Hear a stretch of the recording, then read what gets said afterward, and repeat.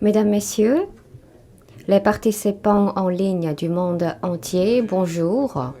Le webinaire aujourd'hui est présidé par les ministères coréens de la Santé ainsi que des Affaires étrangères et soutenu par la COFI et le KIDI. C'est la 6e édition du webinaire spécial pour le partage des politiques et des technologies de lutte contre la COVID-19. Je suis professeur à l'École supérieure de la santé publique de l'Université nationale de Séoul, Kwon Soo-man, modérateur de ce webinaire. Le gouvernement coréen s'est engagé au partage de l'ensemble des politiques et des technologies et des informations contre la COVID-19 afin de se joindre aux ripostes du monde contre la pandémie. Et nous avons organisé jusqu'à présent les 5 webinaires, donc c'est la 6e édition. Et aujourd'hui, le webinaire a pour thème de la distanciation physique dans la vie quotidienne. Il s'agit de mener la vie quotidienne et les activités économiques et sociétales tout en continuant de façon rigoureuse les activités de la prévention des infections, des maladies infectieuses. Le webinaire d'aujourd'hui est disponible en 4 langues, coréen, anglais, russe et français. Vous pouvez choisir la chaîne qui vous convient. Comme vous savez déjà, depuis l'apparition à la fin 2019 du premier cas COVID-19, le monde compte plus de 100 000 cas confirmés par jour et récemment aux États-Unis et en Europe. Petit à petit, nous constatons le déconfinement et l'assouplissement des règles sanitaires, mais en même temps, nous constatons une réapparition des cas Covid, ce qui provoque beaucoup de difficultés dans plusieurs pays. Certains redoutent la 2e vague de l'épidémie et si c'est le cas, on redoute des dégâts et des impacts plus graves que la première vague. Et je pense qu'il faudrait rehausser nos gestes, nos barrières et donc continuer à respecter de façon rigoureuse les gestes barrières et la distanciation physique, etc. Donc nous avons Monsieur le vice-ministre Kim Kang-nip de la santé et puis nous avons 3 autres présentations préparées. Donc nous avons Monsieur Son Young-nae de la stratégie et de la planification qui va présenter sur la distanciation au quotidien. Et puis nous allons avoir 2 présentations sur les cas concrets de la distanciation physique dans la vie quotidienne. Une première présentation par Madame Kim Jin-suk de Keris qui va nous faire une présentation sur les modalités de distanciation dans l'éducation. Et puis, nous avons Monsieur Lee Jin-hyung, directeur général adjoint de l'organisation de baseball de Corée, et pour présenter la réponse de la KBO à la COVID-19. Comme on l'a fait pour les précédents webinaires, nous allons avoir une séance questions-réponses à la suite des présentations. Donc n'hésitez pas à publier vos questions sur le site. Nous allons inviter Monsieur le vice-ministre à ouvrir le webinaire. Mesdames et messieurs les leaders et les professionnels de la santé, c'est un honneur pour moi d'ouvrir ce webinaire à un moment crucial qui nécessite une coopération étroite. La COVID-19 a placé le monde entier face à une crise sans précédent et cette pandémie nous a rappelé combien nous sommes étroitement interconnectés sur la base de la solidarité et des échanges. Face à la flambée épidémique, la Corée est en train de construire un modèle de réponse aux maladies infectieuses qui reflète nos valeurs pluralistes dignes d'un État démocratique. Et donc, nous nous employons à enrayer la diffusion du virus tout en garantissant les échanges et les déplacements internationaux. Nous avons protégé sans discrimination les ressortissants coréens et étrangers. Le gouvernement central et les collectivités locales ont assumé leur rôle pleinement et les personnels des soins médicaux et les citoyens ont coopéré de façon active. Et nous mettons à nos profits les différentes technologies créatives et de pointe. Et nous avons employé les technologies de TIC comme application d'auto-évaluation pour gérer les cas COVID et les cas contacts. Et nous avons procédé à des prélèvements d'échantillons plus sûrs et plus rapides via des stations de dépistage drive-in et walk-through. Et donc la situation en Corée est en train de se stabiliser. Il est trop tôt pour être rassurés et nous resterons vigilants. Avant le développement des médicaments et des vaccins, il serait difficile pour nous de retourner à la vie quotidienne avant la COVID-19. Il est temps pour nous de préparer un nouveau mode de vie durable. Et nous sommes en train de préparer une transition à une distanciation assouplie dans la vie quotidienne. Nous ne pouvons pas nous permettre de baisser notre vigilance et précautions pour protéger notre communauté. Et avant que nous puissions nous rencontrer en toute sécurité, via les web-séminaires, nous visons à partager nos expériences et nos informations en temps utile avec les personnels de soins médicaux et les autorités sanitaires du monde entier. La clé de notre campagne est de rester séparés physiquement, mais connectés émotionnellement. Donc, bien que nous sommes éloignés, je suis persuadée que la communication internationale pourra renforcer cette crise à travers la coopération et la solidarité. Je vous remercie. Merci, monsieur le vice-ministre. Nous allons inviter le premier intervenant. Monsieur Son Young-rae, directeur général à la stratégie et à la planification du siège de gestion centrale des désastres, sur le thème de la distanciation au quotidien. Comment est-il appliqué en Corée? Donc, j'invite monsieur Son. Oui, bonjour, enchanté de vous rencontrer. Je suis Son Young-rae, directeur général de la stratégie et de la planification. La COVID-19 exige inévitablement une lutte de longue haleine. Aujourd'hui, je vous présenterai le système de distanciation au quotidien de la Corée. L'essentiel est de savoir comment la vie socio-économique et la prévention du virus ont été harmonisées dans la vie quotidienne. Seulement, chaque pays ayant son propre système médical et sanitaire et ses caractéristiques sociales et culturelles propres, l'expérience de la Corée ne correspondra pas exactement à la situation de chacun. Mais j'espère que cette présentation vous sera toutefois utile. J'entre à présent dans les explications.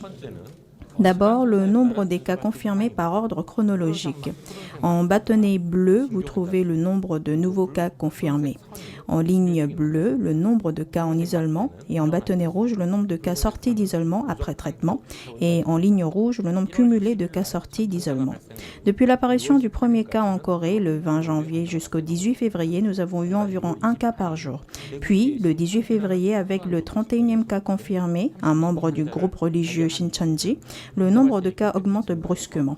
10 jours plus tard, le 29 février, il atteint même 900 cas en un jour. Après avoir touché le pic, le 28 mars, le nombre de cas sortis d'isolement a commencé à être supérieur au nombre de cas sous traitement. Et avec l'amélioration de la situation, la Corée a opté d'appliquer la distanciation sociale à partir du 6 mai. Donc un nouveau système d'application de distanciation physique dans la société. La situation en date est un total de 11 947 cas, soit 10 654 guéris et 1017 patients en cours de traitement et isolés, et 276 décédés. Donc, environ 1,05 million de tests PCR ont été réalisés jusque-là, affichant un taux de positivité de 1,2%. Par région, Daegu et Gyeongbuk étaient les plus touchés, avec ensemble 8200 cas à elles seules. essentiellement dû à une vague d'infections massive au sein du groupe religieux Shincheonji, comme je vous l'avais présenté tout à l'heure. Pour information, les fidèles de Shincheonji à Daegu ont provoqué un peu plus de 7000 cas d'infection. La distanciation au quotidien est un système social où les activités sociales et économiques sont maintenues en harmonie avec un système de prévention et de contrôle du coronavirus au fur et à mesure de sa prolongation. En Corée, elle est composée en 3 étapes. À l'étape 1, qu'on appelle la distanciation au quotidien, 6, expansion du virus, et au fur et à mesure de l'aggravation de la situation, on passe à l'étape 2 de distanciation sociale et 3 de distanciation sociale renforcée. À l'étape 1, toutes les activités de vie et économique sont autorisées dans le respect des règles de prévention. Étape 2, l'utilisation des installations à risque et la gestion des institutions publiques sont restreintes et il est recommandé de s'abstenir de rassemblements et de voyages. Pour terminer, à l'étape 3, il est recommandé de restreindre les rassemblements et les sorties non essentielles et d'utiliser des installations publiques. Ce ne sont pas des ordres de fermeture et de blocus obligatoires, mais bien respectés par la majorité de la population, ce qui a permis de diminuer d'environ de moitié leurs déplacements lors de l'étape 3. La situation de contrôle et de prévention des 2 semaines passées est évaluée chaque semaine pour ajuster le niveau d'alerte à partir d'une analyse globale des indicateurs et des indices. Par exemple, est-ce que nous avons moins de 50 nouveaux cas par jour, moins de 5% de cas par voie de transmission non identifiée, et on vérifie aussi le nombre et la taille des pôles d'infection basés sur le ratio de patients, etc. Le concept de distanciation au quotidien est, comme je vous l'avais présenté précédemment, un système social de respect des règles d'hygiène personnelle et de distanciation basique, tout en maintenant les activités sociales et économiques au quotidien. Il n'est efficace que si ces 3 objectifs conceptuels sont bien appliqués. D'abord, numéro 1, respect des règles d'hygiène et de distance par tous les citoyens. Cela va éviter que si le virus se propage, il se propagera le moins vite et le moins largement possible. Numéro 2, renforcement du système global de surveillance des communautés à tous les niveaux. Cela permettra de retrouver un infecté et d'intervenir au plus vite si un cas est retrouvé. Pour cela, il est important de surveiller à grande échelle non seulement les hôpitaux, mais aussi les autres installations vulnérables et les grands groupes à risque. Troisièmement, une fois que les contacts ou les cas sont retrouvés, une enquête épidémiologique prompte et un test agressif sont appliqués pour éviter une large expansion. Et ces 3 étapes doivent s'harmoniser de manière organique pour qu'ils marchent bien et pour que nous puissions maintenir ce système de distanciation au quotidien. Revoyons le premier élément, la participation des citoyens. Les citoyens apprennent et mettent en pratique les directives de base au niveau individuel et communautaire. Je me repose 3-4 jours si je me sens malade. Je respecte la distance de 1 à 2 mètres avec les autres, etc. Donc, ce sont 5 règles de base en tout, plus 4 règles complémentaires, comme par exemple je porte toujours un masque, comment aérer et désinfecter, etc., comme présenté sur la diapo. De cette façon, la participation des citoyens retardera et réduira ces expansions. Début mai, une centaine de cas sont apparus dans des boîtes de nuit à Séoul, conduisant jusqu'à des transmissions de 7e niveau, dans des églises, des entreprises, des établissements de loisirs comme des bars, etc.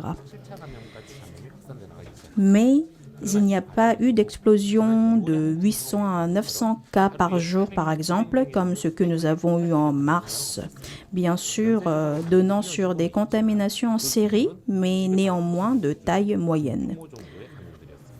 Dans plus de la moitié des cas, il n'y a pas eu d'infection du tout.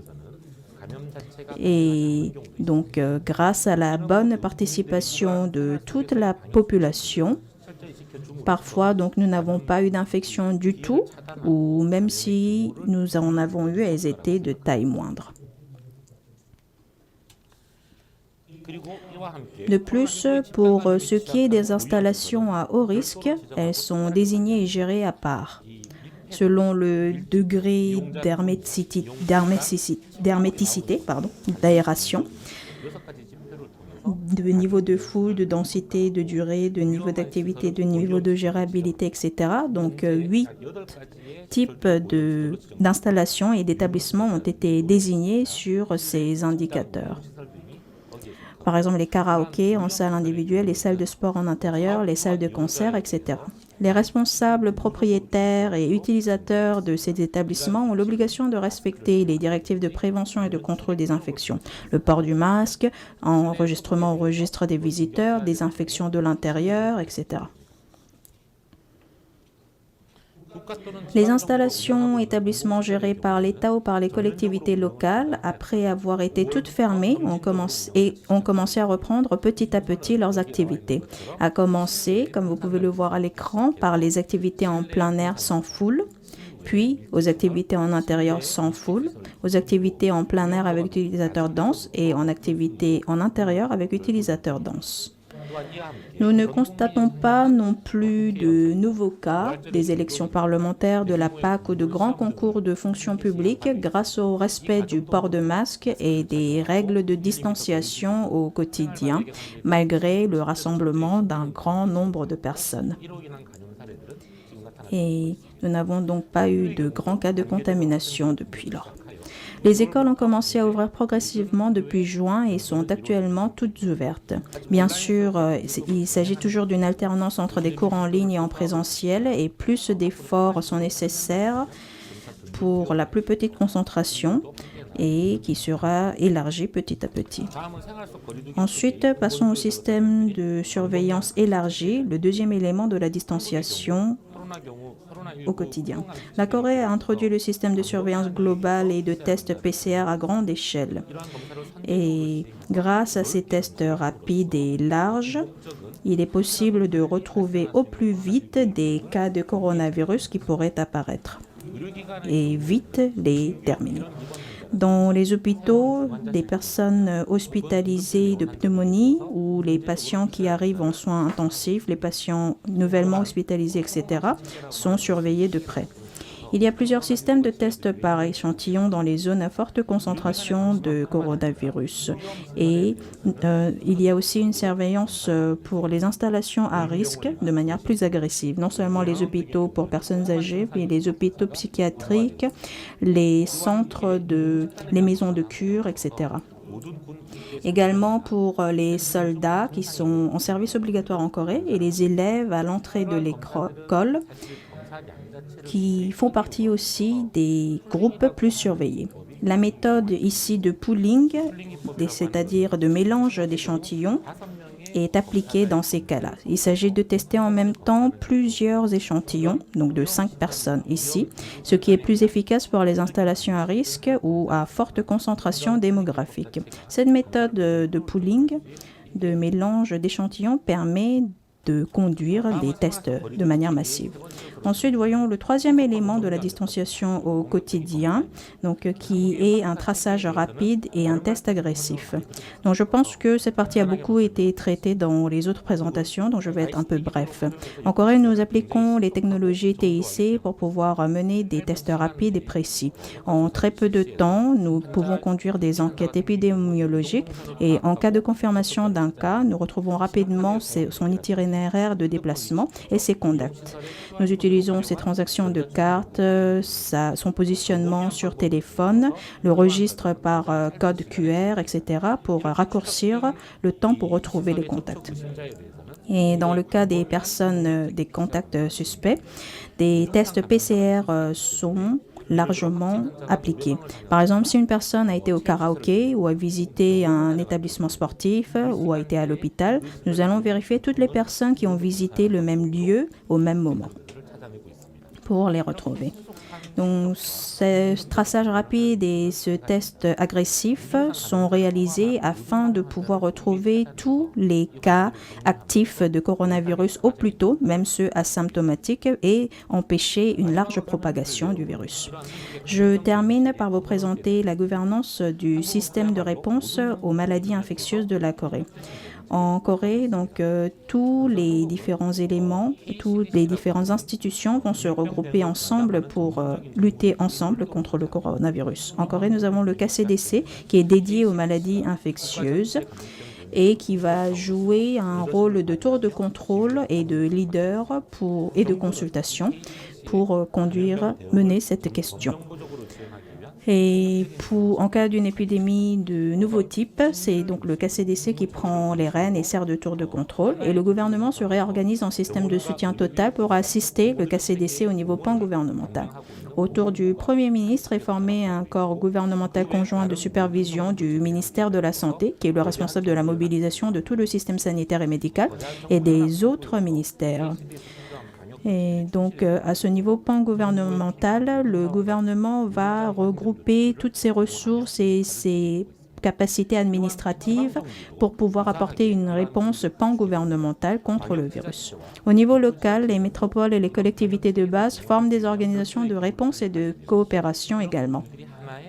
Et ces différents éléments vont former ensemble un front contre le virus de très large échelle. Et le KCDC, les gouvernements centraux et locaux tiennent ensemble une réunion tous les matins pour coopérer de manière organique par Internet. Donc tous les matins, vous avez plusieurs centaines d'administrations et plus de 3000 personnes qui sont concernées par la question, qui observent et s'échangent des informations pour la prise de décision. Et nous vérifions tous les jours l'état de confirmation des patients et partageons les informations sur la situation détaillée, sur le niveau de risque, etc. à la population. Et plusieurs directives sont présentées aux citoyens. Et grâce à la confiance de toute la société, le système marche en Corée.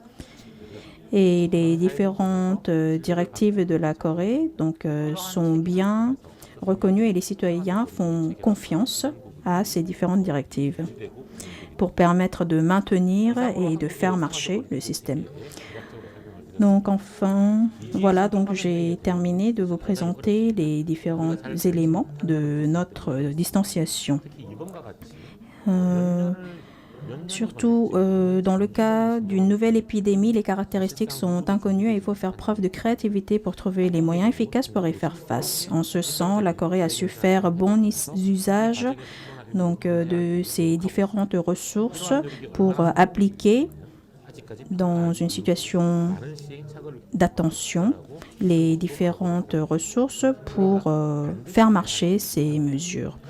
Malgré tout, cette voie est une voie sur laquelle nous devons avancer. Je vous remercie. Oui, Monsieur Son, merci pour votre présentation. La distanciation sociale et la distanciation au quotidien, c'est-à-dire les mesures de quarantaine au quotidien. Donc, vous nous avez montré quelles sont les différences entre les deux systèmes de distanciation et comment sont évalués les risques et entre les différents établissements surtout.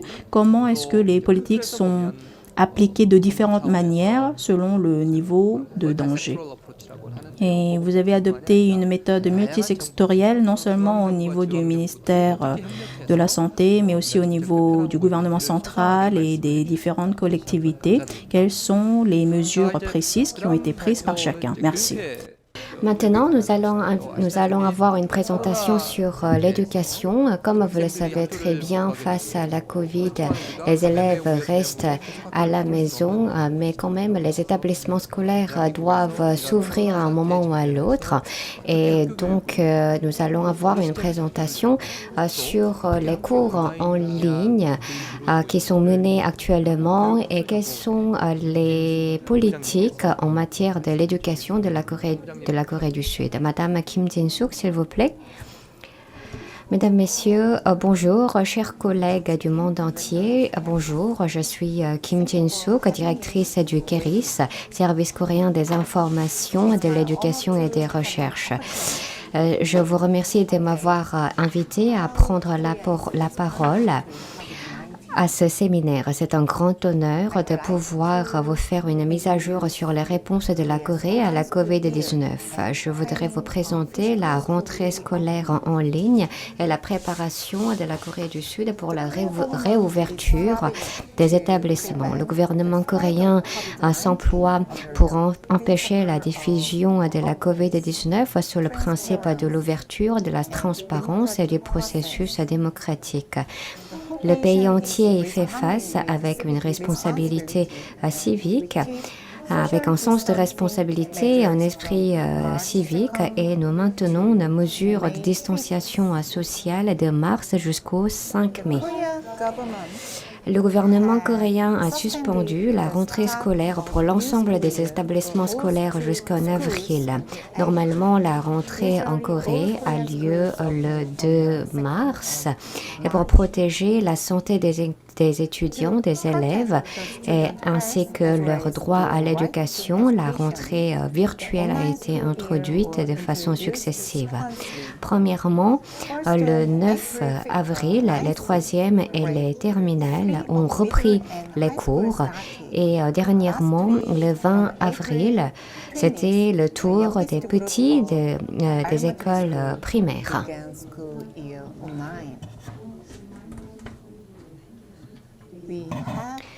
Et nous avons préparé de façon progressive et doucement pour permettre aux 5,5 millions d'étudiants à l'échelle nationale pour participer à la rentrée scolaire en ligne sans difficulté.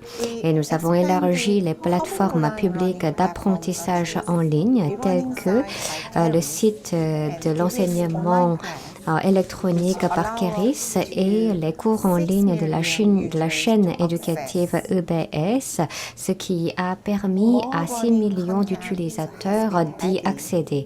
Et nous avons ajouté plus de contenus d'apprentissage à l'ensemble de contenus antérieurs, comme les sites d'apprentissage électronique, les émissions d'EBS et les livres numériques et électroniques autorisés et approuvés par le gouvernement, et les manuels numériques et les contenus d'apprentissage du secteur privé ont été utilisés pendant les cours en ligne. Et les dispositifs numériques ont été prêtés gratuitement aux élèves de revenus faibles, et l'abonnement Internet était également gratuit pour les élèves défavorisés. Le facteur le plus important est l'engagement et les compétences des enseignants.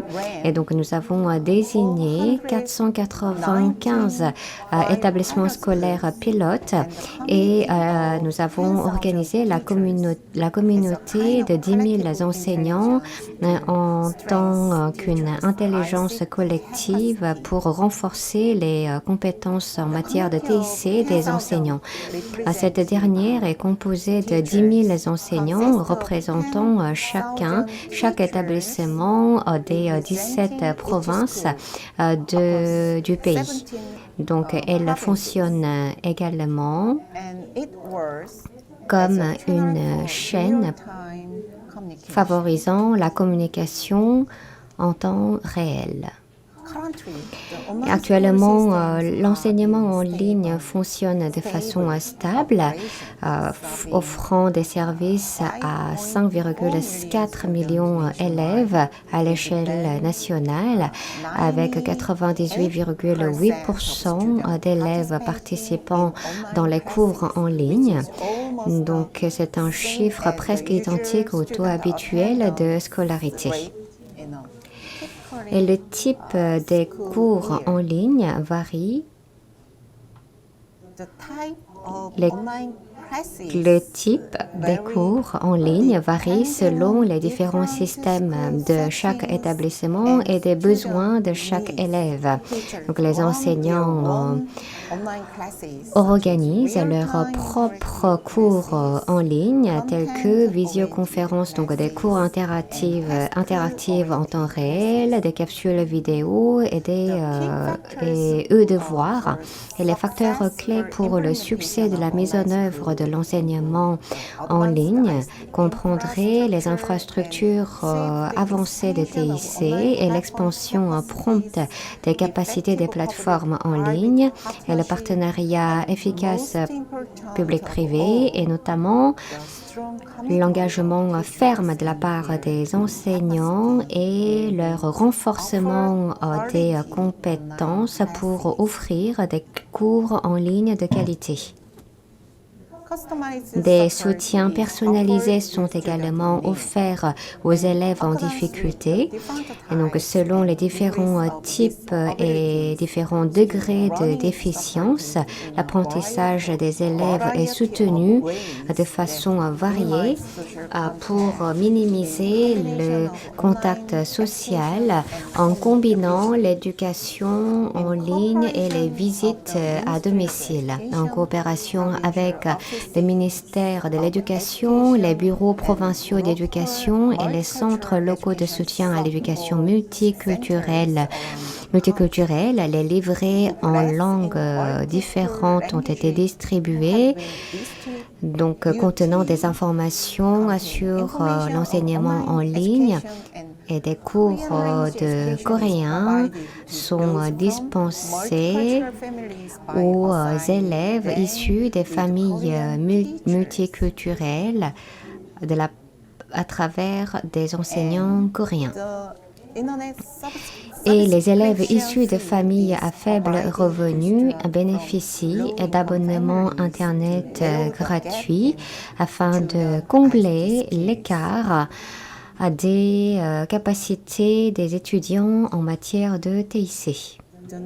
Et le soutien à l'échelle nationale est également fourni sur la base de la coopération étroite du partenariat public-privé, en coopération avec le ministère de l'Éducation, le ministère de la Science et des TIC et avec les 3 opérateurs télécoms majeurs de la Corée.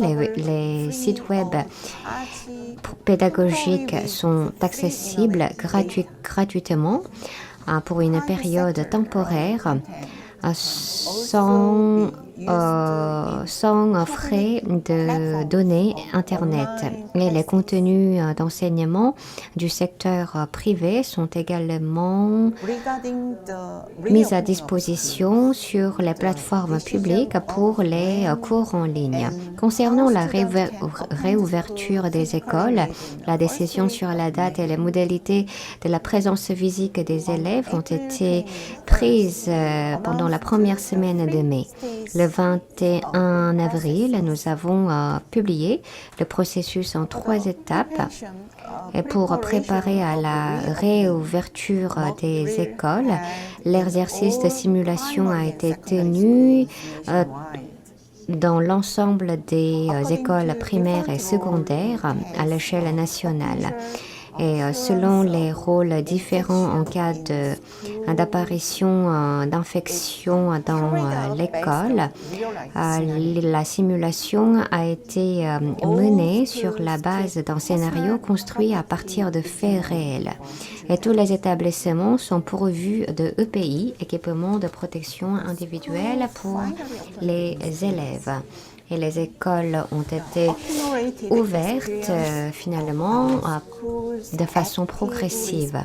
Et les expériences accumulées de nos écoles en matière de la réponse active face à la situation Covid pourraient servir à une fondation pour le futur de l'éducation.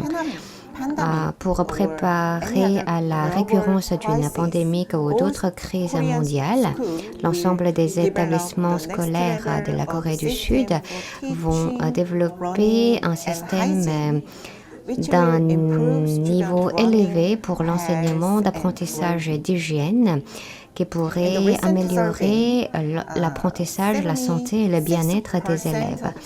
Et selon une enquête récente, 76% d'enseignants ont répondu qu'ils utiliseraient l'enseignement en ligne, en classe, dorénavant.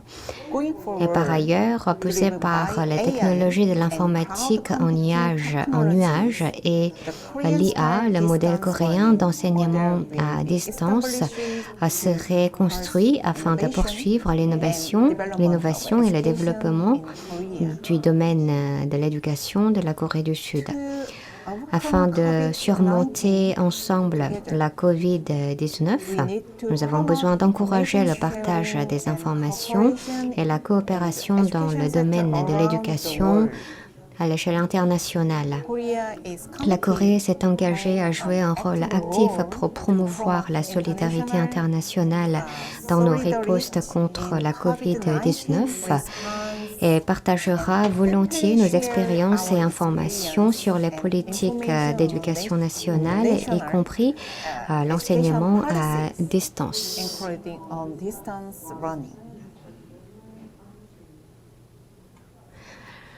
Je vous remercie pour votre attention et si vous avez des questions, n'hésitez pas à les poser ultérieurement. Merci beaucoup.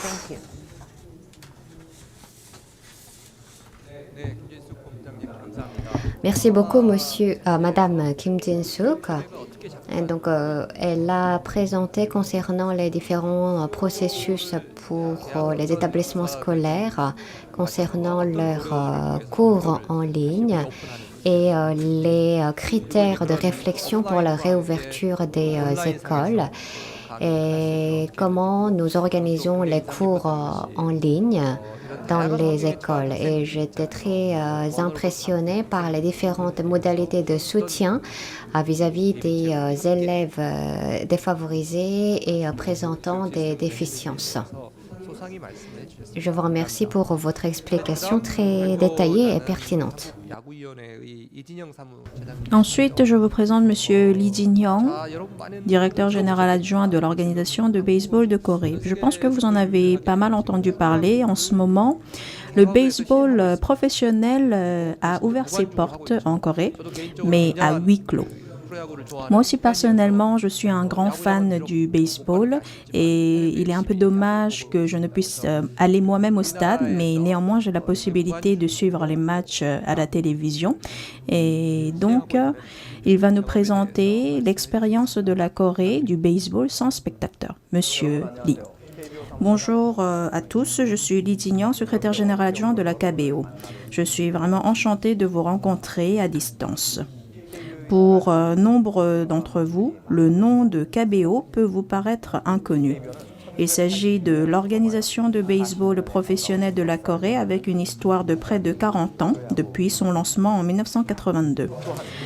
Nous sommes aussi la 3e ligue de baseball professionnelle dans le monde avec 8 millions de spectateurs par année après le MLB américain et le NPB japonais.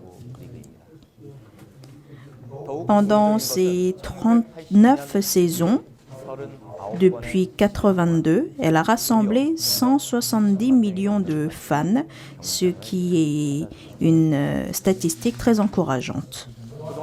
Considérée jusqu'à présent comme un sport national en Corée, la KBO est fière d'avoir contribué à une culture sportive saine dans le pays et d'être devenue une partie de la vie des citoyens coréens. En particulier, récemment, la chaîne dédiée au sport ESPN a diffusé en live les matchs du KBO et nous nous sommes fait remarquer comme un modèle de réponse à la COVID avec la K-quarantaine, le système de prévention et de contrôle aux infections de la Corée. Et nous avons ainsi pu contribuer au rehaussement du statut national de la Corée. Face à une situation de crise sans précédent, la KBO a repoussé son jeu d'ouverture et a fait tout son possible pendant les 4 mois passés. Avec l'expansion des contaminations au niveau communautaire depuis fin février, toutes les équipes ont agi de concert pour pouvoir faire face à la situation. Nous avons décidé d'annuler le match de pré-saison et nous avons distribué le manuel de réponse au coronavirus. Nous avons également entamé une réunion de notre comité d'urgence et avons discuté de repousser notre match d'ouverture. À la suite de ce processus, nous avons repoussé provisoirement la journée d'ouverture jusqu'à avril et le 17 mars, un groupe de travail sur la question du coronavirus réunissant des experts en contrôle de maladies, les médias, les responsables des équipes et les membres extérieurs pour pouvoir réagir en temps réel à la situation. Résultat de cette réaction, nous avons pu publier une première version du manuel préventif contre le coronavirus de la KBE. Malheureusement, la situation en Corée s'est aggravée de plus en plus et en préparation de l'ouverture, nous avons décidé de mettre en place des directives sous la forme d'une deuxième version de manuel préventif de la KBO en vue des matchs de préparation et pour les matchs qui suivront l'ouverture. Avec la stabilisation de la situation, nous avons organisé un premier match préparatoire le 21 avril et le 5 mai, nous avons décidé d'ouvrir la saison sans spectateurs. Le gouvernement et la collectivité locale de Séoul ont été concertés en suffisance pour préparer l'ouverture et le 1er mai, nous avons reçu une préinspection du stade par la mairie de Séoul et le 5 mai, inspection du stade par le ministère des Sports. La KBO place en toute priorité la sécurité de ses joueurs, des fans de baseball, dans sa gestion de la Ligue et de réponse au coronavirus. Par la suite, nous planifierons le plus minutieusement possible nos directives pour la sécurité et pour les spectateurs. La KBO suit 3 principes de base contre le virus. Tout d'abord, la KBO place en toute priorité la santé et la sécurité des joueurs, des officiels de ligue et des fans de baseball. Deuxièmement, nous respectons strictement les directives du gouvernement et des collectivités locales. Troisièmement, nous prenons une décision toujours basée sur l'expertise, sur les opinions offertes par les experts et une collecte continue des informations à jour sur la COVID. Donc, dans un premier temps, nous avons formé un groupe de travail contre le virus. Deuxièmement, distribuer un manuel préventif. Et troisièmement, appliquer des inspections. Nous nous sommes adonnés à des inspections et que nous appliquons régulièrement. Donc, comme je vous l'avais dit, pour la sécurité de la saison 2020, du baseball coréen. Nous avons les responsables de la KBO, le représentant des clubs et conseillers médicaux, juridiques et médias qui ont formé un groupe de travail. Ce groupe de travail respecte bien les directives du gouvernement central et des collectivités locales et a mis à jour plusieurs scénarios et manuels selon les situations possibles et le protocole est également régulièrement mis à jour. De plus, le groupe de travail est co-dirigé par l'ancien directeur du KCDC et sur les conseils des experts des différents domaines. De plus, la KBO consulte suffisamment le gouvernement coréen, les collectivités locales et les différentes administrations pour se préparer le plus possible à l'ouverture sans spectateurs de la saison. Et nous partageons ensemble et avons inspecté en suffisance les lieux avec la ville de Séoul, le ministère des Sports, et le gouvernement et les différentes collectivités locales. Donc, la sécurité étant notre priorité, que ce soit pour les joueurs et les fans, le manuel préventif présente différentes mesures détaillées et a été distribué aux clubs de la KBO pour leur bon respect. Plusieurs protocoles de sécurité avec des scénarios potentiels pour les différents cas ont été mis à jour pour proposer les différentes actions à entamer. Et pour les cas symptomatiques et positifs, et la prise de température, le port de masque, etc. sont obligatoires et une séparation des espaces et des déplacements a été assurée entre les équipes et les officiels de la Ligue et une désinfection est régulièrement réalisée dans les locaux pour assurer un environnement sûr. Pour ce qui concerne les cas actifs, une procédure est proposée pour pouvoir suivre directement les différentes étapes lorsqu'un cas est confirmé. Et en cas de cas suspect, la personne est rapidement isolée selon les différentes étapes du manuel pour qu'il soit immédiatement testé et pour qu'il puisse être immédiatement isolé. Et le groupe de travail travaille ensemble pour discuter et prendre la décision même d'interruption de la Ligue lors de l'aggravation de la situation. Les joueurs, les coachs et les assistants, tous les différents groupes de la KBO sont pris en compte dans le manuel et une séparation stricte des déplacements est assurée entre les différentes étapes. Et le manuel inclut un article sur la prise de température et le port de masque obligatoire avant d'entrer dans le stade.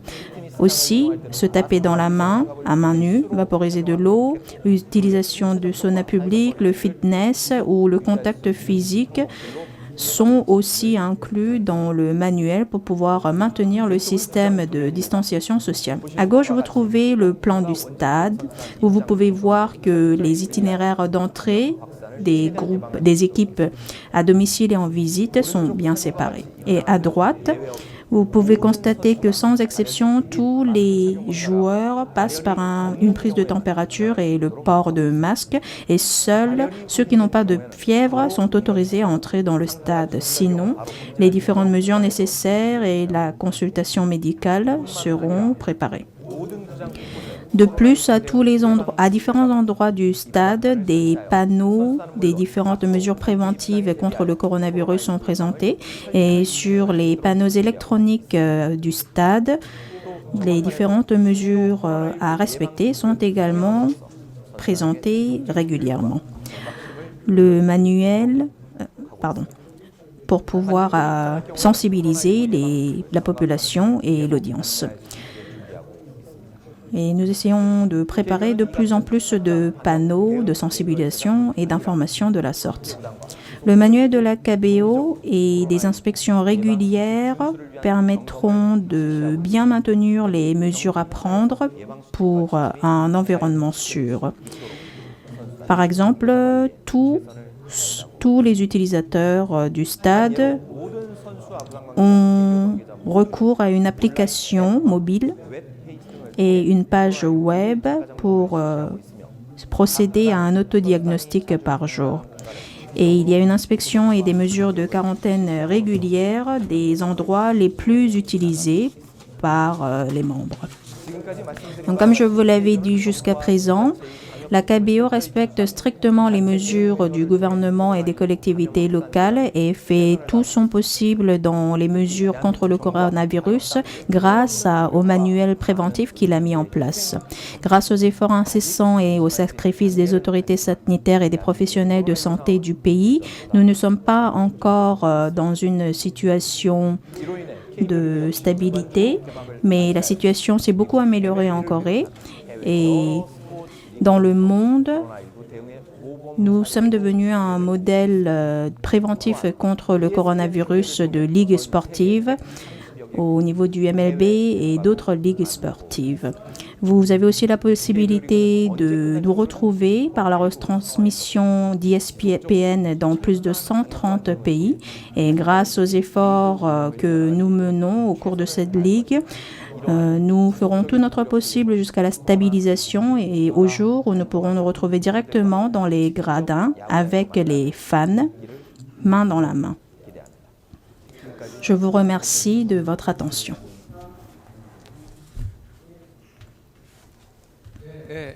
Oui, Monsieur Lee Jin-young, merci beaucoup pour votre présentation.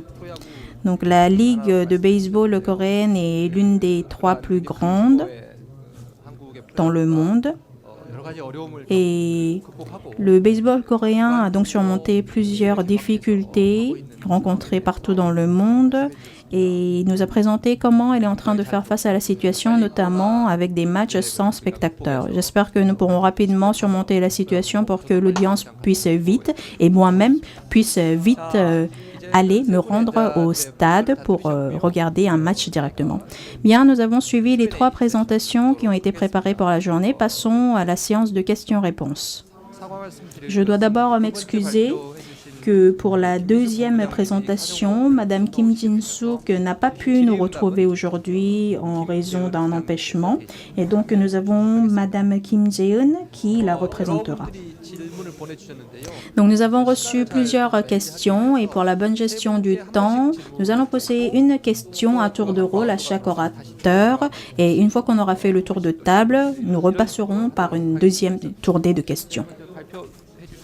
Bien, donc commençons avec Monsieur Son Young-rae, tout d'abord, notre premier orateur. Première question. Récemment, en Corée, donc, nous avons une tendance légèrement à la hausse de cas confirmés. Et pensez-vous qu'un passage en étape 2 de distanciation sociale est nécessaire et possible en raison de l'augmentation du nombre de cas? With an increase in confirmed cases in recently. 이 질문입니다. 예, 그 상황이 악화된다 그러면 한국도 언제든지 한 단계 위로 사회적 거리두기의 강도를 Oui, 높일 준비. actuellement, nous sommes prêts à passer à une étape supérieure de distanciation sociale. Comme je vous l'avais présenté tout à l'heure, nous nous basons toutes les semaines sur différents indicateurs pour évaluer le niveau de danger. Donc, tout d'abord, dans un premier temps, nous vérifions si les différentes mesures qui sont proposées sont gérables par notre système médical présent.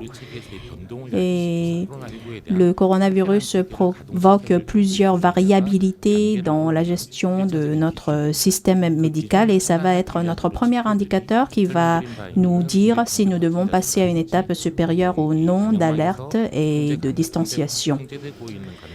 Et nous allons vérifier aussi la part de personnes confirmées ou alors qui ont été confirmées à cause d'un contact, etc., pour prendre une décision. Les valeurs R, etc., sont aussi prises en compte. Et si la propagation est trop rapide et que dans l'état actuel, nous ne pouvons pas y faire face, à ce moment, nous montons à l'étape supérieure. Seulement, monter en étape, finalement, c'est un petit peu restreindre les déplacements de la population et intervenir sur l'usage des lieux publics ou de certains établissements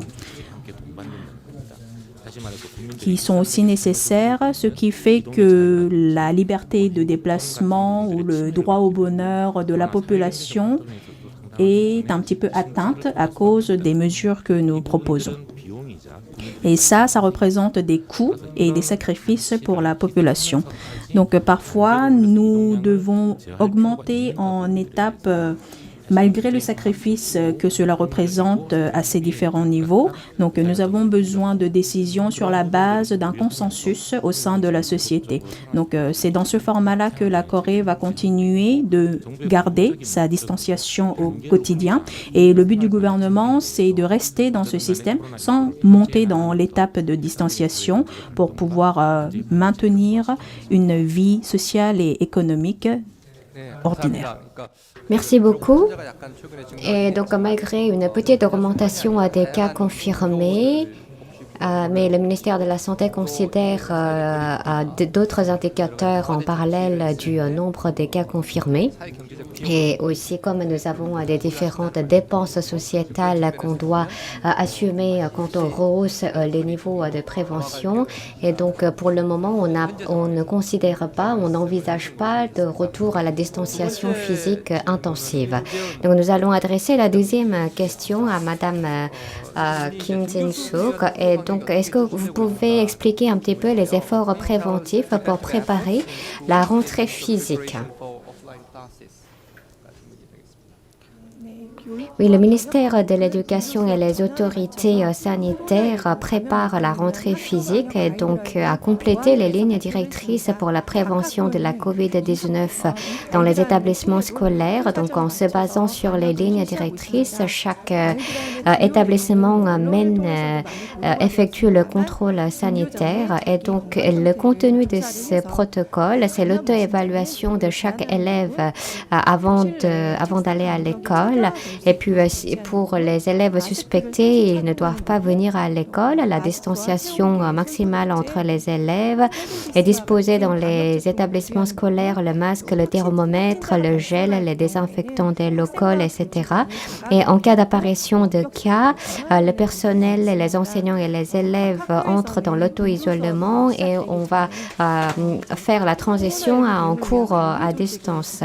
Et donc, avant la reprise des classes, chaque école a organisé une équipe de gestion de Corona-19 et a établi un plan d'opération d'urgence. Et nous avons effectué la formation des enseignants et des personnels et mené une désinfection spéciale des locaux. Et après la réouverture des écoles, toutes personnes fréquentant l'école doivent passer par le contrôle de température et des symptômes respiratoires. Et nous nettoyons et désinfectons des différentes des installations et équipements qui sont en contact fréquent avec les élèves. Et pendant la journée, nous ouvrons à tout moment les fenêtres et nous favorisons un maximum d'aération. Et pour la cantine, donc la distanciation est également respectée et puis les élèves apportent les casse-croûtes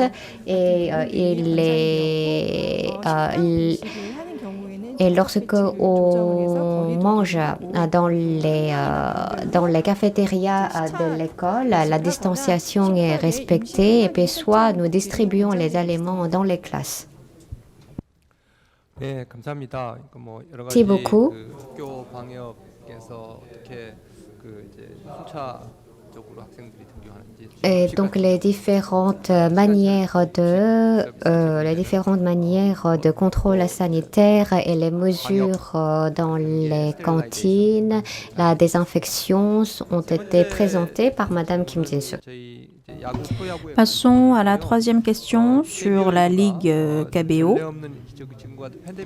En pleine situation sans précédent de pandémie, la KBO embrasse l'ouverture sans spectateurs de la Ligue et une grande attention est portée sur la Ligue KBO par le biais de sa diffusion à l'étranger. Ressentez-vous la différence de statut de la Ligue KBO? The KBO League is embracing the spectatorless opening of the league, and a lot of attention is being paid to the KBO League around the world. Do you feel the enhanced status of KBO League? 라는 질문입니다. 네. Oui, la Ligue KBO de baseball de la Corée a ouvert en 1982 et après le MPB américain et le NLB japonais, il est la troisième ligue mondiale en taille. Et jusque-là, donc, nous avons eu tendance à ouvrir des big balls de grande envergure. Et depuis l'ouverture de la Ligue japonaise en 1936, ils ont toujours été fiers de nous avoir dévancé de loin sur le plan chronologique. Mais nous profitons de la situation présente, fort de notre quarantaine coréenne, pour ouvrir notre saison le 5 mai dernier. Et nous sommes diffusés dans 130 pays différents par la chaîne de sport ESPN, avec un match par jour et avec une audience de plus en plus importante. Donc c'est l'occasion pour nous de montrer que nous prenons bien en main la situation grâce à la K-quarantaine, les mesures de contrôle et de prévention contre le virus de la Corée. Et actuellement, il n'y a pas d'autres ligues sportives qui sont diffusées en live dans le monde. La ligue de KBO est la seule à être transmise en direct pour le moment. Et c'est l'occasion, je pense, pour les différentes personnes sur SNS, sur les médias, etc., d'être encore une fois impressionnés par les mesures de la Corée face au virus. C'est l'occasion aussi de montrer le civisme des citoyens coréens. Et en même temps, la Ligue de KBO va montrer une culture de supporters ou de déroulement de matchs encore inédit, jamais vu dans des autres pays du monde. Et à la suite du K-pop ou de la K-culture, c'est l'occasion de montrer que le K-sport est aussi un élément dont nous sommes fiers en Corée. Oui, merci beaucoup, Monsieur Lee. Donc, nous sentons réellement que vous êtes très fiers de ce baseball coréen. Donc, merci, félicitations encore une fois d'être au devant de cette culture. Bien, donc nous avons pu écouter les réponses de chacun. Refaisons une tournée de questions et revenons avec Monsieur Son. Sur la deuxième question, quelles méthodes et procédures sont appliquées pour ajouter à l'avance une nouvelle ou renforcer la gestion d'une installation à haut risque, telles que les salles de tennis de table, par exemple, qui ont posé problème récemment? Donc, comment est-ce que vous rajoutez de nouvelles installations sur la liste des installations à risque et comment les gérez-vous? Arising from high-risk facilities such as recent group infection in the table tennis club. 이 질문이 되겠습니다. Oui, avant de vous expliquer, de répondre à la question, je dois vous présenter un autre élément d'abord. Donc, dans les lieux publics ou à usage par plusieurs personnes en Corée, donc je dois d'abord vous expliquer que contrairement à l'Europe ou aux États-Unis, en Corée, dès le départ, nous n'avons pas appliqué d'interdiction d'opération de tels établissements en Corée.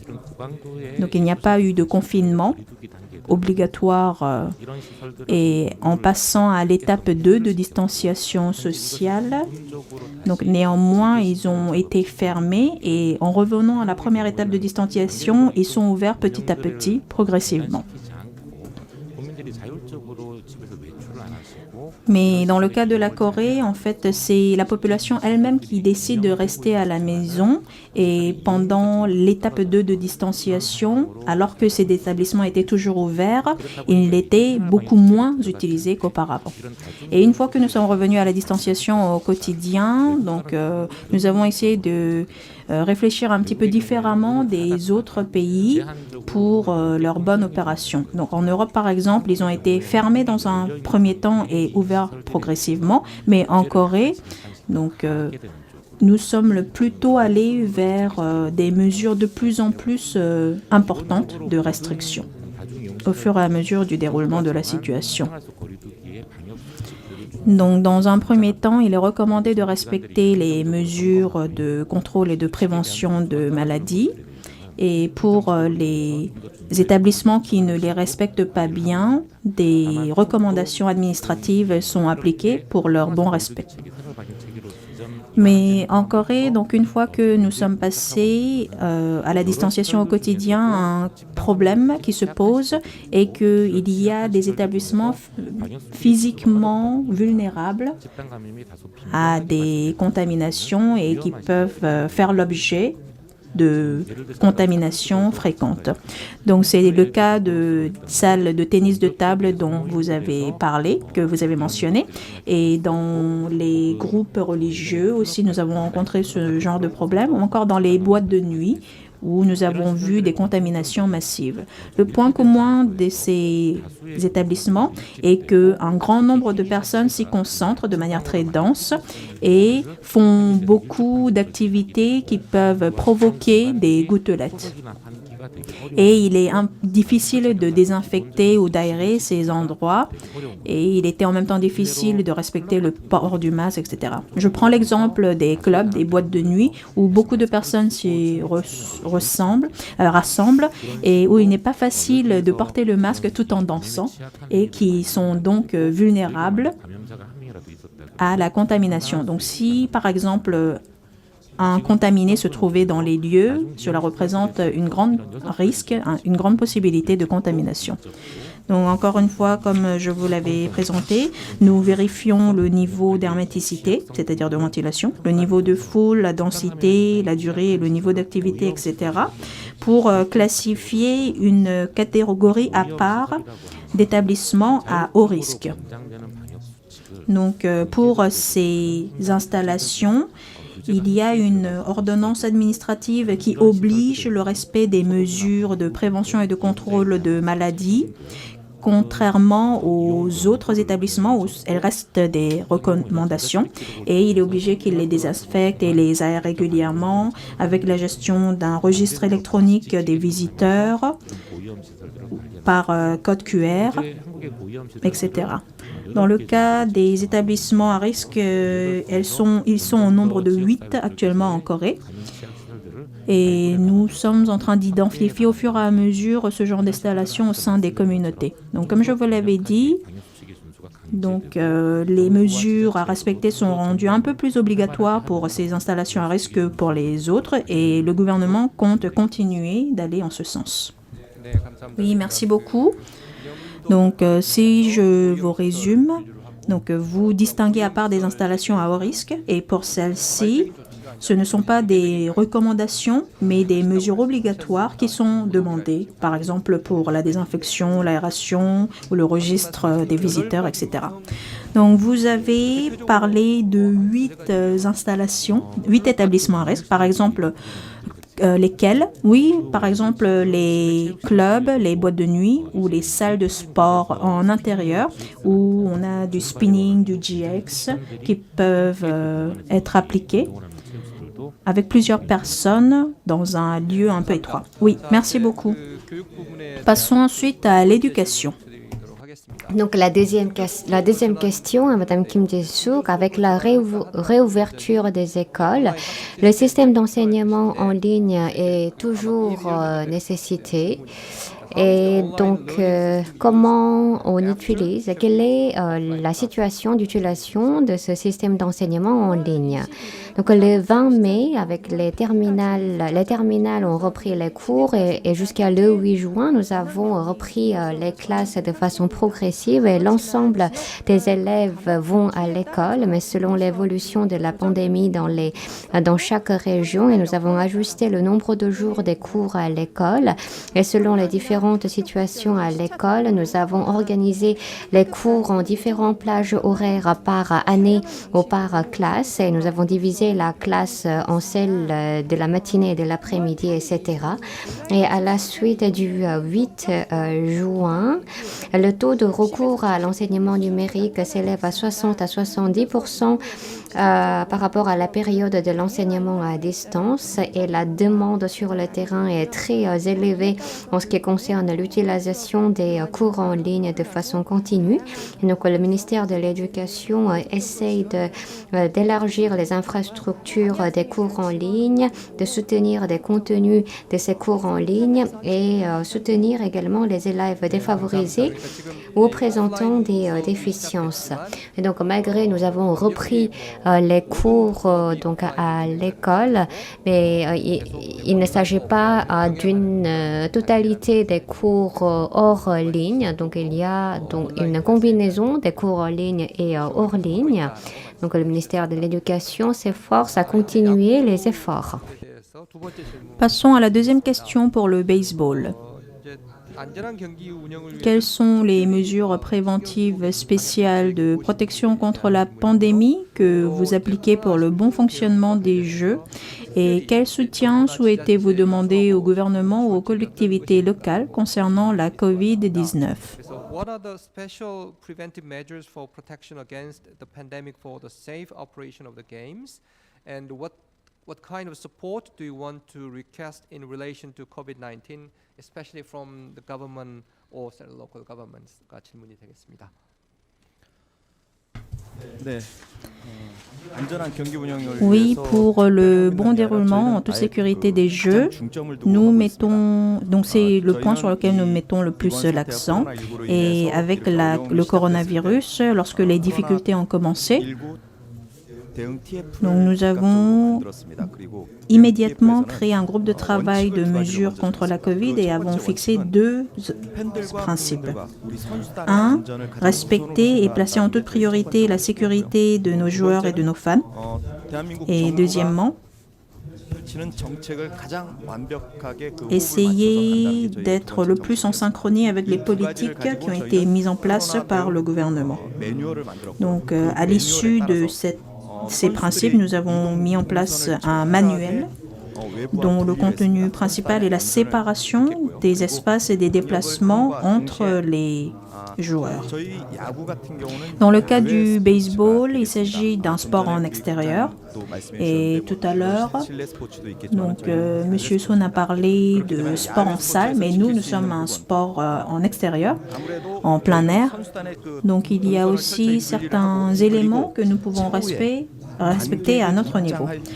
Par exemple, la séparation de l'itinéraire des joueurs, des équipes, et qu'allons-nous faire lorsque nous avons d'autres personnes qui vont entrer dans le stade, etc. Donc nous avons discuté avec le ministère des Sports et le ministère de la Santé à ce niveau.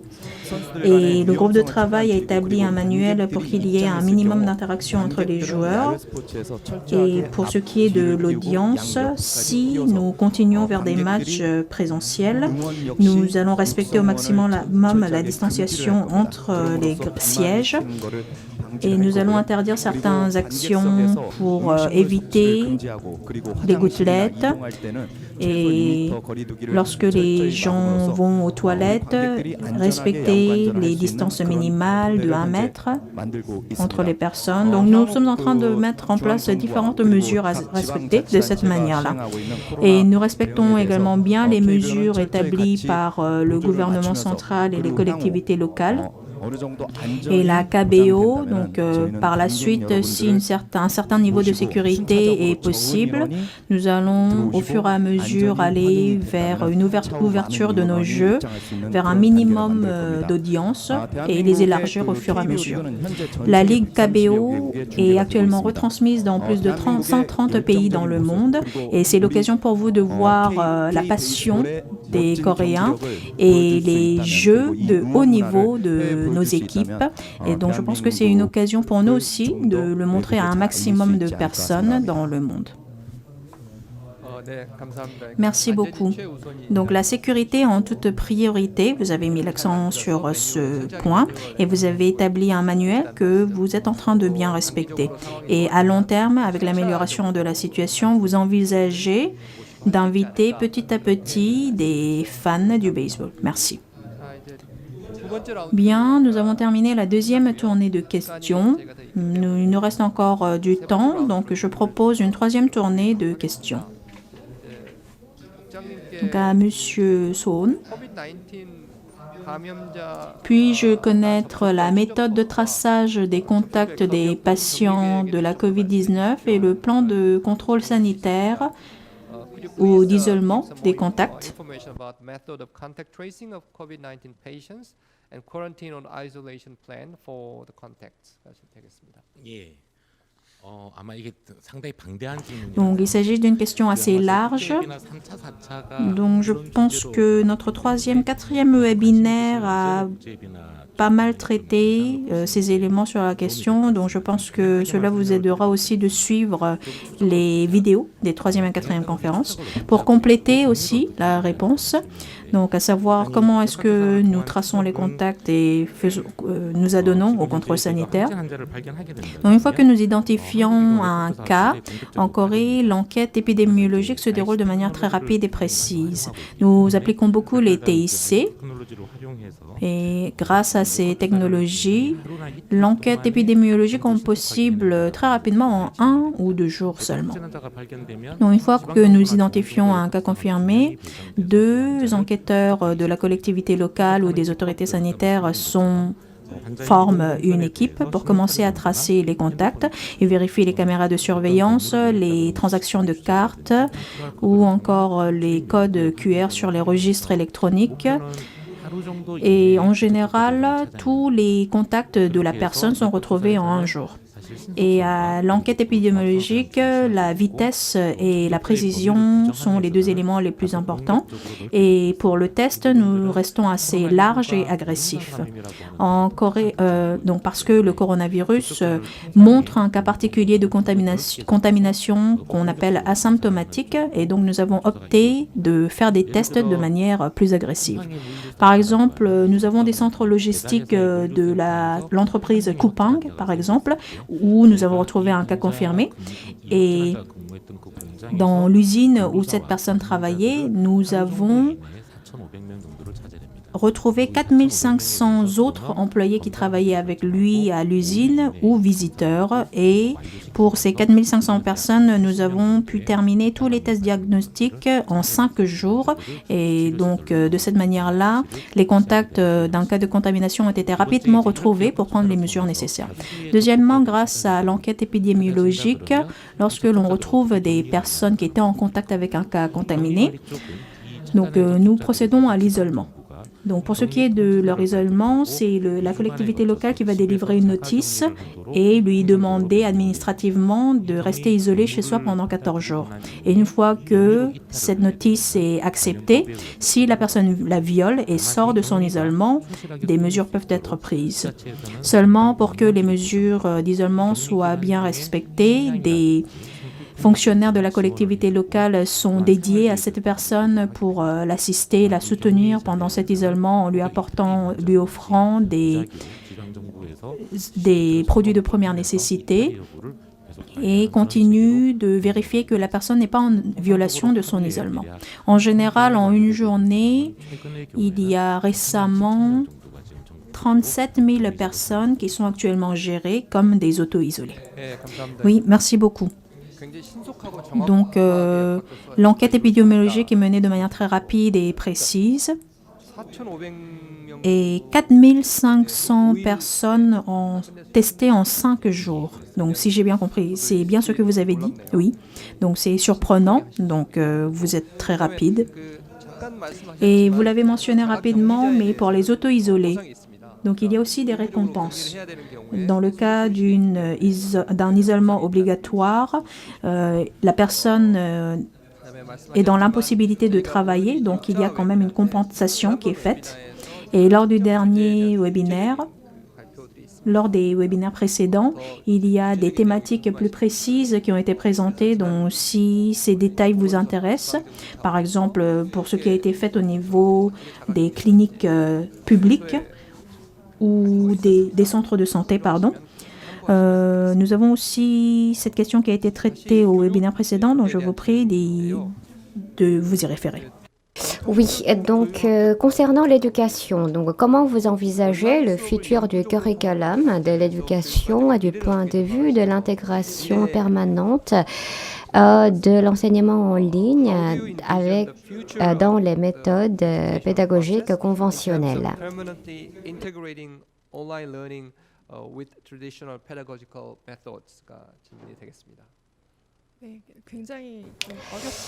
Oui, en fait, c'est une question assez complexe, assez profonde.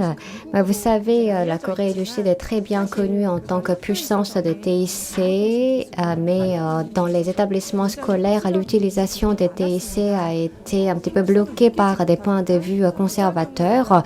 On ne ressentait pas beaucoup de points de vue de nécessité. Et donc, les infrastructures de TIC dans les établissements scolaires n'ont pas bien disposé. Et donc, de façon soudaine, nous avons dû préparer les cours en ligne. Mais en fait, l'enseignement public doit continuer. Et donc, l'engagement et la passion des enseignants ont été une grande recours pour continuer les cours en ligne. Et donc, nous sommes en train de combiner, donc harmoniser les cours en ligne et les cours hors ligne et les cours centrés sur les compétences et sur les capacités des élèves et sur l'évaluation. Et donc, nous visons renforcer l'autonomie des enseignants. Donc, dans cet esprit, le curriculum et les manuels doivent être révisés. Donc, nous sommes en train d'en discuter et l'amélioration des infrastructures seront mises en place de façon rapide. Merci. Et non, je sais que c'était une question très vaste, donc vous avez répondu un petit peu sur les points essentiels. Et comme je suis professeure à l'université, la pédagogie et l'éducation se situent au centre de mes préoccupations. Et donc, à l'exception des cas spéciaux, les cours universitaires sont aussi transformés en cours à distance. Et donc, je suis d'accord avec ce qui a été dit. Et je pense que l'orientation, la direction que nous devons prendre dans l'éducation devrait être un petit peu le contraire de ce qu'on avait poursuivi. Donc, nous avons trop focalisé sur les cours de contact. Donc, si nous mettons à profit les cours en ligne et les différentes technologies de TIC, nous pourrons nous concentrer plus sur les demandes des élèves et donc des bénéficiaires de ces cours. Et donc, je sais que en plus de l'apprentissage, l'école est un lieu important de socialisation et de contact pour les élèves, mais à long terme, je pense qu'il faudrait veiller à harmoniser de façon efficace les cours en ligne et hors ligne. KBO에 대한 질문 하나 더 드리겠습니다. Une autre question pour la KBO. 잠깐 Donc, tout à l'heure, vous l'avez rapidement mentionné dans votre réponse. Mais quand pensez-vous que les fans de la Ligue KBO pourront suivre les matchs dans les stades de baseball? Et quel est le facteur le plus important pour les fans pour pouvoir venir dans les stades en réponse à la COVID-19? The fans of the KBO League will be able to watch baseball games at the ballparks. And what is the most important factor for baseball fans to be able to watch the games at the ballparks in response to COVID-19? 이 질문이 되겠습니다. 네. 코로나19로 인해서 무관중 개막을 Donc, la KBO a décidé d'ouvrir sa saison sans spectateurs à cause de la COVID-19 et ça a été encore une fois vraiment une occasion précieuse de se rendre compte de la valeur du baseball pour tous. Donc, nous avons envie aussi rapidement de retrouver rapidement les fans pour pouvoir vous montrer notre baseball.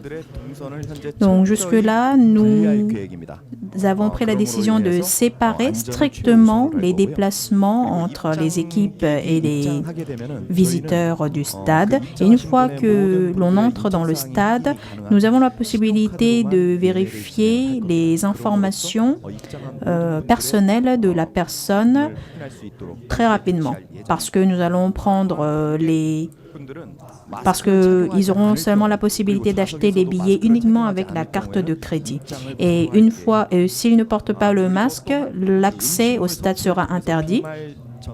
Et lorsque l'on mange, il est possible de provoquer des gouttelettes. Donc pour les spectateurs, il sera strictement interdit de manger dans les stades. Et nous n'avons pas du tout l'intention d'ouvrir tout notre stade à toute l'audience.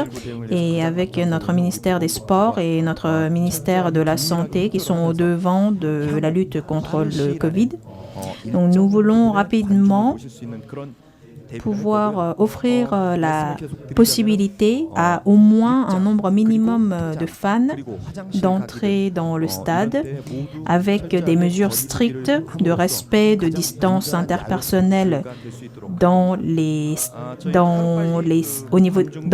gradins, au niveau des toilettes et dans les autres lieux. Et nous voulons donc vraiment montrer notre jeu aux différents fans du baseball dans le monde. Et je souhaite que ce soit aussi l'occasion de montrer combien nous sommes en train de bien respecter les mesures de lutte contre la COVID aux audiences dans le monde. Et donc, je voudrais vraiment rapidement retrouver tous les fans du baseball dans les stades et j'espère que ce jour viendra vite. Merci pour ce message plein d'espoir. Donc, dans le cas du baseball, vous n'êtes pas un sport en intérieur, donc relativement, le baseball a la possibilité de très vite, bientôt, accueillir ses fans dans les stades. Et je souhaite moi-même que ce jour viendra rapidement. Oui, et donc nous avons terminé la troisième tournée de questions, mais comme nous avons eu des questions supplémentaires et comme nous disposons assez de temps, je vais poser une question supplémentaire à M. Son.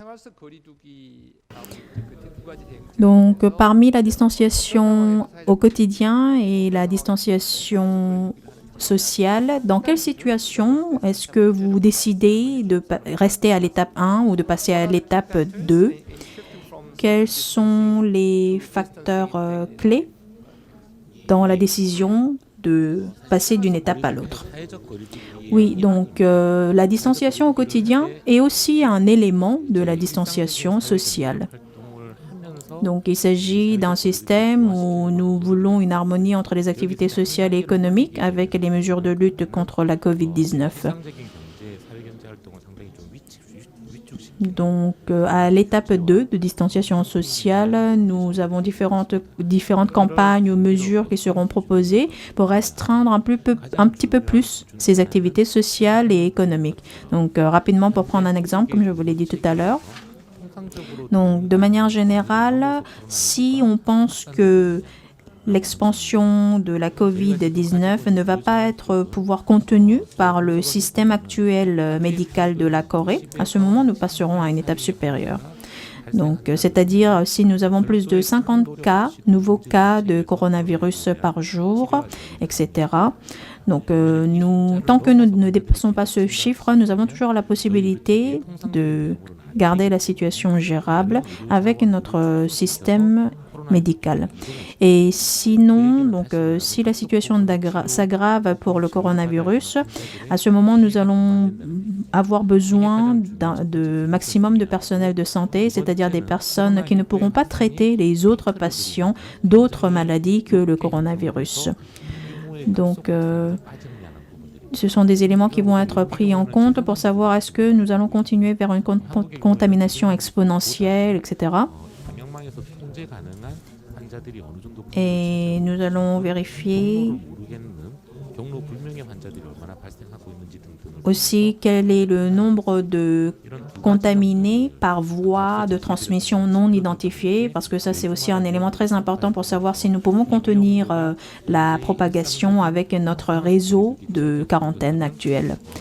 Et donc une fois que nous pensons que ces différents éléments sortent du champ de gérabilité de la distanciation quotidienne, nous allons passer à l'étape suivante. Oui, merci. Donc, vous avez mentionné la possibilité de notre système médical de contenir le nombre de cas confirmés de COVID et différents autres facteurs pour votre prise de décision. Donc, passons à la deuxième question, à une autre question avec Madame Kim. Oui, donc quand on mène des cours en ligne, les dispositifs numériques revêtent d'une importance particulière. Et donc, l'accès à ces dispositifs numériques peuvent être variés selon les élèves pour les élèves issus des familles défavorisées. Est-ce qu'il y a des soutiens vis-à-vis de ces élèves? limited access to digital devices? 라는 질문입니다. Alors, tout d'abord, pour les enseignants, le niveau de soutien n'est pas très élevé, mais nous avons un montant, une petite somme de soutien pour des cours en ligne. Donc, ils sont dépensés pour l'achat des contenus ou des dispositifs en ligne. Et pour les élèves, nous veillons à ne pas inclure des élèves défavorisés. Nous avons fourni donc le prêt des dispositifs numériques en collaboration avec les ministères de l'éducation, de la science et avec l'ensemble des collectivités locales, etc. Et environ donc 5,3%, 280 000 élèves ont bénéficié de prêts des dispositifs numériques. Donc, entre autres, les élèves de familles multiculturelles défavorisées à parents uniques. Et pour les soutiens ou abonnements Internet, nous avons collaboré avec le ministère de la Science et des TIC, des trois opérateurs télécoms majeurs et aussi les chaînes DBS et d'autres contenus publics ont été disposés gratuitement pour les parents et pour les familles défavorisées de mars jusqu'au juin. Donc, l'ensemble de la population ont pu avoir accès à ces contenus publics de façon gratuite. Merci beaucoup. Et donc, pour les différents moyens de soutien à des familles défavorisées pour des cours en ligne. Et donc, nous avons eu des présentations concernant les majeures politiques et les modalités de soutien en cours pour des cours en ligne et aussi les différentes manières de prévention au sein de la KBO, etc. Et vous savez, pour la prévention et riposte de la COVID-19 varie selon les différents contextes culturels et sociétaux de chaque pays. Mais nous avons partagé les différentes réflexions et les problématiques qu'on a eues dans nos réponses à la COVID-19 en Corée du Sud. J'espère que ce partage de connaissances et d'expériences puisse contribuer dans vos efforts, à l'amélioration de vos efforts contre la COVID-19. Et tout le monde souffre face à cette pandémie, mais je pense que nous devrions saisir cette opportunité malgré les grandes difficultés parce que nous avons beaucoup à apprendre. Et par exemple, le webinaire d'aujourd'hui pourrait en être un exemple. Et dans le passé,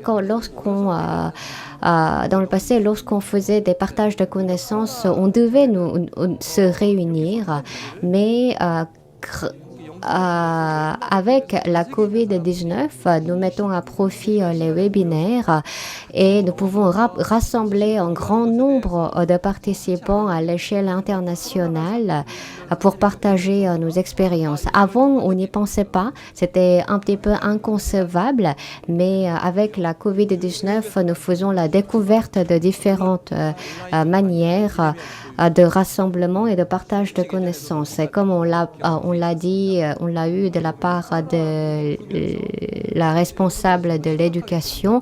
Et avec cette pandémie, nous menons des réflexions plus profondes pour notre éducation, pour le système éducatif. Nous avons eu par le passé beaucoup de crises et de difficultés dans nos histoires, mais cela a été tous des tremplins pour une relance et un nouveau élan pour la croissance et le développement. Et j'espère qu'on puisse se réunir surmonter au plus vite la COVID-19 et puis qu'on puisse y répondre avec sagesse, et d'où l'importance du partage des expériences et des connaissances.